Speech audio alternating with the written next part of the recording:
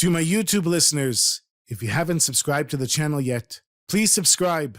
It'll make a big difference for the Chassidic Story Project.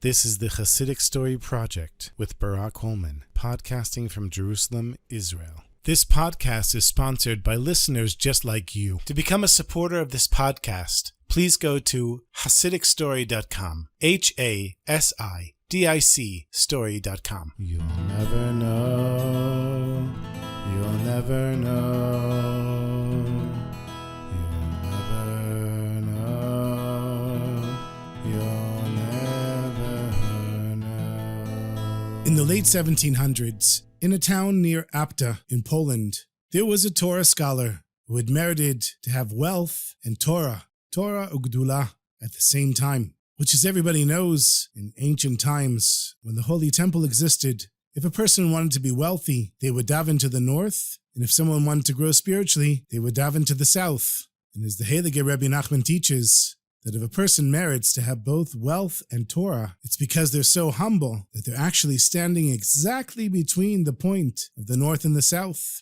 And so this Jew, Yisrael, was one of those very fortunate people who had his Torah learning and wealth at the same time. And he also merited to have sons that were also Torah scholars and were successful in business as well. And as he grew older, Yisrael said to himself, Hashem has blessed me really with everything. I'm able to study Torah and teach Torah. I'm able to give tzedakah and help my fellow Jews. My children and grandchildren are connected to Torah. They also have wealth. What more could I possibly do in my lifetime that I haven't done already? And so he thought about it, and he said, maybe in order to grow spiritually, he needs to fast. And at first he pushed the thought out of his mind, because it's not easy to fast, as everybody knows. But he thought, when he does fast on Yom Kippur, Tisha B'Av, and the other fast days, he feels a spiritual high that he doesn't feel any other time during the week. So the more he thought about it, the more he thought, he needs to start fasting. And so he decided to fast 1 day a week, in the middle of the week, on a Tuesday, and he didn't tell anyone what he was doing. On Monday night, he would finish eating. The next morning, get up, daven and learn all day, and at the end of the day, he would come home, and his wife would serve him a meal, and he would break the fast. And he did this for a few weeks, fasting 1 day a week, but he felt like he wasn't getting the spiritual high that he was looking for. And after all, he had already learned a great deal of Torah, and he had wealth, and he had a big family. All that was left for him was to attain spiritual heights, and he knew that fasting was the key to get there. And so he decided he would fast for 2 days. Starting Monday night, he would stop eating. All day Tuesday, he didn't eat. And all day Wednesday, he didn't eat as well, until he would come home at the end of the day after the sun had set, and his wife would serve him a meal. So when the first time he started fasting, she didn't notice that he was fasting because he kept it to himself. But now she noticed that he wasn't eating on Tuesday night, and she said to her husband, "What's going on?" And he explained to her that he was blessed with everything, that he wants to attain high spiritual heights, and the way he has to do it is to continue fasting from day to day. And so he went from 2 days to 3 days, and eventually went to 4 days a week, and eventually 5 days a week. And then he was going from one Shabbos to the next, fasting from Motzei Shabbos until he came home Friday night after Kabbalah Shabbos, after the Friday night davening. And the truth is that his children looked at him and they were very impressed with their father, because they knew that he had everything. And here he was, learning, davening, fasting, day after day after day. And he had energy. He was actually looking better than when he was eating. The children thought to themselves, wow, our father's really a tzaddik. And at one point, even one of the children said to their father, Tati, I really admire what you're doing, fasting from Shabbos to Shabbos. And Yisrael, he just gave his son a smile. And the son thought to himself, wow, my father's not only a tzaddik, he's also modest. And this went on for maybe a year. And then late one Shabbos afternoon, after davening the afternoon prayer of Mincha, when Yisrael was about to sit down for the third meal on Shabbos and prepare for not eating for an entire week after that meal, he suddenly turns to his holy wife, who had been so devoted to him and supported him in all he did. And he said, listen to this, my sweetest wife. I've been sitting here and thinking for a long time, and I've decided I don't want to be a Jew anymore. She dropped the plate. She says, what are you talking about? You don't want to be a Jew? You're a tzaddik. Who has wealth and Torah? Who has children like you? Who can sit and learn all day while you're fasting like you? What do you mean you don't want to be a Jew? I said, yep, that's it. I decided I'm going to the priest and I'm going to get baptized I'm becoming a Christian. His wife was freaking out. She said, what are you, crazy? Are you out of your mind? I thought you were a tzaddik, but clearly you have a big yetzer hara. You have a big evil inclination. You know what? Stop talking and just eat the meal. And she went back to the kitchen, got him some more food, and he ate the meal, and she said, eat as much as you can before you go on that week-long fast. You'll feel better. And so Yisrael listened to his wife, and he ate the meal. The truth was that he felt better, and he fasted all week, just like he had done for a year. He didn't have any thoughts of becoming a Christian or going to the priest. And then came Shabbos again. And exactly at the same time, after davening mincha, before the third meal on Shabbos, he starts hearing these thoughts in his head. What kind of Jew are you? You're not even a Jew. You're really a Christian. Don't you want to be a Christian? Go tell your wife you're leaving. Then he thought to himself, you know what? I'm not saying anything. I'm just going to go to the priest and convert. I tell my wife she'll try to stop me again. So he pushes his chair back. He gets up and walks to the door. And his wife says, Yisrael, where are you going? He said, never mind. I'm not going anywhere. She said, you don't have those thoughts again about going to the priest, do you? And he said, yes, I'm going to the priest. And this time you're not going to stop me. I need to become a Christian. I don't want to be a Jew anymore. I'm going to the priest to get baptized. She simply didn't have the kelim. She didn't have the vessels to deal with this. She started crying, and she fell on the floor. She said to her husband, what kind of talk is this? We're serious religious Jews. Look at your family. Look at your community. How can we even show our faces in the community when you talk like this? And he simply ignored her, and he said, I don't care. God is the God of the Christians, not the Jews, and I want to be one of the Christians. I don't want to be a Jew anymore.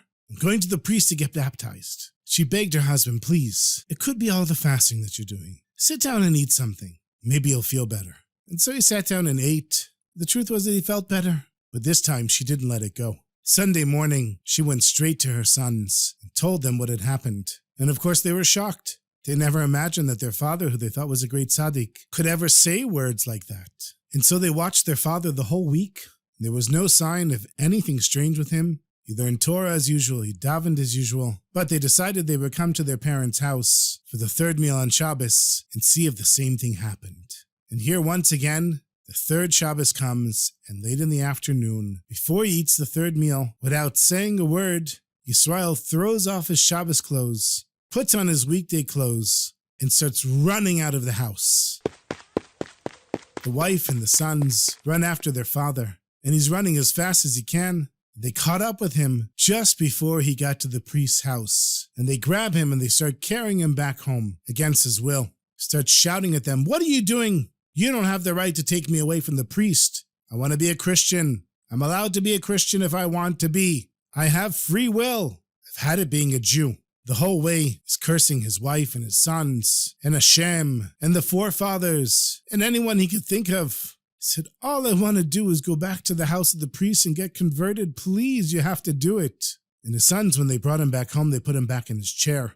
Every time they put him down, he jumped back up. So they took some ropes and they bound him to the chair. And the sons switched off, guarding him until Shabbos was over. And as soon as Shabbos was over, they got the family wagon with the horses and put the father still bound on the chair in the back of the wagon and took him to the great Rebbe, Rabbi Avraham Yehoshua Heschel, also known as the Apterav. They carry their father in, and he's still bound to the chair. And the Rebbe says, what's going on here? And the sons say to their father, no, tell the Rebbe what you told us. And the father says, I want to be a Christian. I want to convert.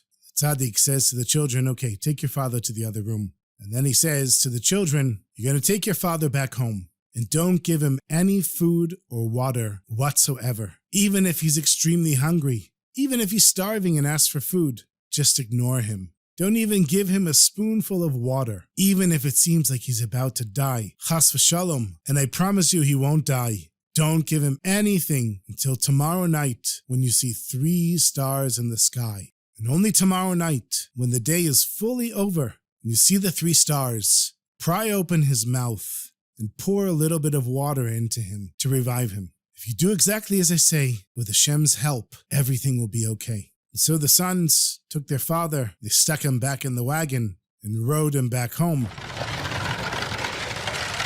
And the whole way the father shouting, food, food, I'm starving, I need to eat. And in between crying for food, he was cursing out his sons. What terrible sons you are, who bounds their father to a chair. How can you do this to your father? Give me something to eat. I'm thirsty. I'm hungry, please. But the sons, they got their instruction from the Rebbe, and they knew better, and they didn't pay any attention to their father. The whole night, the sons guarded their father, and at some point he was so weak and famished that he didn't have the strength to shout, and he just fell asleep. When the sons saw that he wasn't going anywhere, they unbound him and laid him down on his bed. But still, they didn't give him anything to eat or drink, exactly as the Apterav said. And one of the sons stood outside as it started getting dark and waited for 3 stars to be seen in the sky. And then he ran in, and they forced their father's mouth open and put some water inside. And it was so difficult for their father. He started moving, and so they gave him a little more water and a little more. And then they gave him a tiny bit of food. And eventually, he woke up. And the father realized at once what had happened. And he was so ashamed. And he started crying bitterly. Hashem, why did you do this to me? Why did you put me through this test? But he was so weak from the fast, just that 1-day fast, from Shabbos afternoon until Sunday night, that he laid in bed for several weeks after that. And eventually, when he recovered, he went to the Apterav to visit the great tzaddik and asked him why he had been punished with wanting to go to the priest and get converted, which is, of course, not something that he wanted. He loved being a Jew. He didn't understand this. And so the Apterav explained to him, said food has 2 types of energy, one material and the other spiritual. And so if you eat food, your body will be sustained by it and you'll live. If you eat kosher food and you eat it with the right intentions, then not only does it give nourishment to the body, it gives nourishment to the soul. So what happens when a person fasts? You're not getting the energy of the food to your body, but the fast still provides energy for the soul. However, if a person's reasons for fasting are not for the sake of heaven, but rather for their own pride and ego, then not only do they not get the energy from the food for their body, they don't get the energy from the fast for their soul. And that's what happened to you. The reason that you were fasting was not for the sake of heaven, but it was only for your own ego, because you felt that you needed to reach a higher spiritual place. And so the life force of your soul was cut off.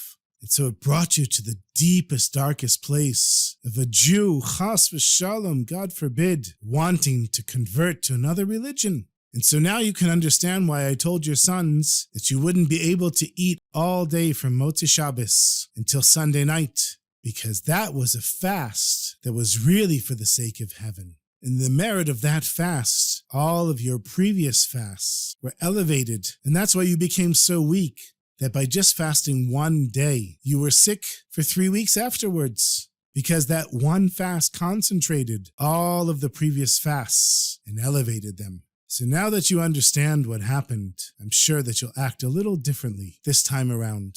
And so Yisrael understood that the fasting actually wasn't the best thing for him. The fasting brought him to the great tzaddik, the Apterav. And Yisrael would come to the Apterav and learn with him every day. And he would learn in his Beit Midrash, in his house of study. And eventually, the once proud, wealthy man became a devoted chassid of the Apterav. And all week long, he would eat his meals and say that I'm eating for the sake of heaven. I'm eating for the nourishment of my body and the nourishment of my soul. And through eating, he was able to reach a higher spiritual level than he ever could when he fasted from Shabbos to Shabbos.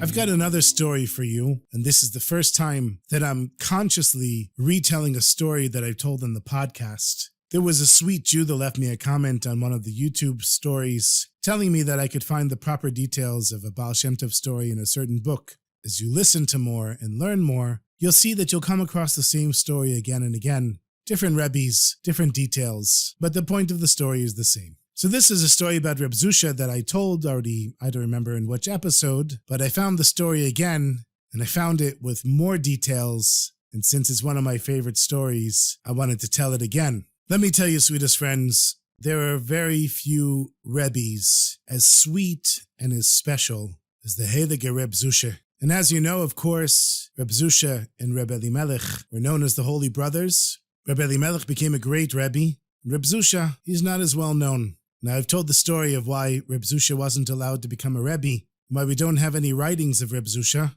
That's in the story, Reb Zusha spent Shabbos by the shoemaker. And you might have even thought that Reb Zusha didn't ever really exist. But we have a haskama, an approbation, a letter of recommendation by Reb Zusha in the holy book, the Tanya, which was compiled by the Alter Rebbe, the first Chabad Rebbe. There he is, in writing, Reb Zusha, recommending that everybody learn the Tanya. And of course, Reb Zusha was buried next to the Maggid of Mezrich, who everybody knows was the successor of the Baal Shem Tov. And the Maggid would call him my Zusha. So one day, Reb Zusha was sitting and learning, and Reb Zusha had Chassidim, and they would serve him his food. They would cook the food and prepare it for him, and serve it to him twice a day, once around 10 o'clock in the morning, and the other time around 4 or 5 in the afternoon. And the way it would work is Reb Zusha would feel that it's time to eat, and raise his hands towards the heavens and say, Ribono shel olam, Master of the universe, Zusha is hungry. And Zusha had such faith in Hashem that Reb Zusha knew that all he had to do was ask Hashem for food, and the food would come. Now the Chassidim, they knew this was what Reb Zusha said every day, and they had prepared the food for him, and it was sitting there waiting. And when Reb Zusha would say, Ribono shel olam, Zusha is hungry, they would go and bring him his food. And one of the Chassidim, he says to one of the other Chassidim, Zusha, it's a great Rebbe, great tzaddik, there's no question. But give me a break. He says Zusha's hungry, and I bring him the food. What does he think is going on here? He says Zusha's hungry in the morning, I bring him the food. Zusha's hungry in the afternoon, I bring him the food. So the Chassid decided, you know what? If Zusha thinks he's getting the food from Hashem, let him get the food from Hashem. And he didn't prepare any food for Zusha. And it comes 10 o'clock in the morning, and Zusha's feeling hungry. Feels that he needs strength in order to continue doing mitzvot and learning, turns his eyes towards the heavens, raises his hands up and says, Ribono shel olam, Zusha's hungry. Nobody brings him any food. The Chassid is waiting, looking around. Nobody's coming to bring any food to Zusha. An hour passes and Zusha's getting hungrier. And Zusha says, Ribono shel olam, Zusha's really hungry. The Chassid is just standing there with his arms crossed, saying, I'm not coming. Let's see you, Zusha, get food from wherever you're going to get it from. And he looks to his friend, the other Chassid, and the other Chassid's like, you know what, maybe we should bring Zusha the food. I mean, he is the Rebbe. He is a tzaddik. Do we really have the right to sit here and have the chutzpah to not bring him food? And the other Chassid said, let's see. 12 o'clock, 1 o'clock. It's getting late, and Zusha is hungrier and hungrier. And it's harder and harder for Zusha to concentrate on the davening. And it's not a fast day, and Zusha's not planning on fasting. So now it's 3 o'clock in the afternoon, and Zusha hasn't eaten all day. And he raises his hands to the heavens and says, Ribono shel olam, Zusha's really, really hungry. Hashem, you understand that Zusha is not an angel? And Zusha needs food? Hashem, please, bring Zusha food. And the Chassid is standing there and watching and waiting. And all of a sudden, he hears a horse and carriage pull up outside of the Beit Midrash. Several people get out, and they come in, and they see the Chassid. And the Chassid sees that it's a wealthy Jew with servants, and they're carrying trays and dishes of food covered. And the wealthy Jew says to the Chassid, where is Zusha? And the Chassid is so shocked, he can barely get out a word. And he just points to the Beit Midrash, where Zusha is sitting and learning. And the wealthy Jew says to his servants, come, let's go. And they go in, and Zusha sees the wealthy man come in, and he moves his sefer, the book that he was learning from the table. And the wealthy Jew puts down a perfectly white tablecloth, and then beautiful silverware, and places several plates in front of Reb Zusha, and the servants lift the lids off the plates. And Zusha turns to the heavens and says, thank you, Ribono shel olam. Thank you. And he says a bracha and starts to eat. And the wealthy Jew stands there and waits for Zusha to finish. When he sees that Zusha benched Birkat HaMazon, the prayer after eating bread, so the wealthy Jew says to the servants, clean it up. They clean everything up. They quickly remove the tablecloth. Zusha puts the sefer back down on the table and continues learning. As they're leaving, the Chassidim stop the wealthy Jew and he says, who are you? What's going on here? He says, how do you know Reb Zusha? Why did you show up now and just feed him? So the wealthy Jew said, listen, I've never heard of Zusha in my life, but I have a son who's sick. I've taken him to all the doctors, and nobody can heal him. and I've been davening and giving tzedakah and praying and asking Hashem, please, tell me what I need to do. And this morning when I woke up, I had a dream. And my father, of blessed memory, came to me in the dream. And he said, my son, you will have a special opportunity today, exactly at 3:30. In this Beit Midrash, you're going to find a great tzaddik whose name is Reb Zusha, and he's going to need to eat. You bring him a meal, and that will be the skula, the enabler to allow your prayers to reach heaven. And my grandson and your son will have a full recovery. He said, when I woke up from the dream, I didn't know if it was real or not, but I didn't care. Told the servants to prepare the food. It took us several hours to get here, but here we are. And that's why I served Zusha the food. And Bezrat Hashem, the dream is true. So the Chassidim were pretty impressed with Reb Zusha. But they decided, okay, miracles happen. And now Zusha got a nice big meal. Let's see what happens the next day. So the next day, 10 in the morning, Zusha lifts up his hands to heaven and says, Ribono shel olam, Master of the universe, Zusha is hungry. The Chassidim, they're ready to start laughing. Zusha's hungry. Come on. And it goes 11, 12, 1, 2, 3. Every time Zusha's saying, Ribono shel olam, Zusha's hungry. Once again, a little bit after 3, they hear a horse pull up. This was a big horse. Clearly, whoever was on it was a soldier. They could hear the metal rattling as he got off the horse. And who walks into the Beit Midrash? This giant Cossack. Now, for anyone who doesn't know, the Cossacks in their day were like the Nazis, Yamach Shemam. They were the most feared anti-Semites who murdered Jews ruthlessly. And when this Cossack comes in the Beit Midrash, these two Chassidim think that he's after them. Before they can even say a word, he says to them, where's Reb Zusha? They were shaking, trembling, and they couldn't say anything, so they just pointed to the Beit Midrash. And the Cossack comes in, and he looks at Zusha. He says, Rebbe, please. And Reb Zusha lifts up the sefer that he was learning from. And the Cossack puts down a meal that he had prepared for Reb Zusha. And Reb Zusha looks to heaven and says, thank you, Ribono shel olam. Thank you, Master of the universe. And washes and eats the meal. And the whole time, the Cossack is standing next to Reb Zusha at attention, with his sword pointed in the air, not moving for 1 second.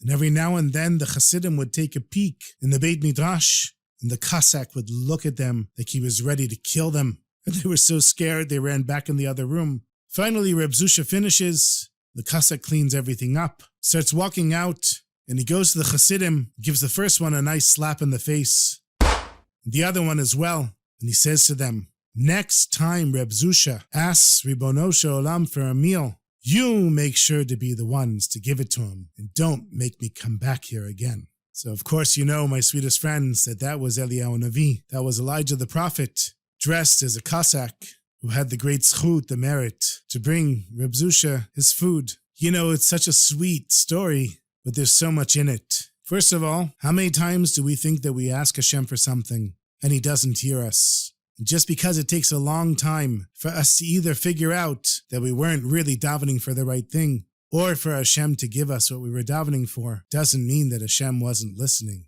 He was. And how many times do we do things and we think that my skills and my power created this thing, but it really wasn't? You might think that you made a business deal, but the truth is, the business deal, Hashem arranged it for you. And Hashem decided that you would have that opportunity. You had the choice to take the deal or not take the deal, but that you had the deal that Hashem took care of.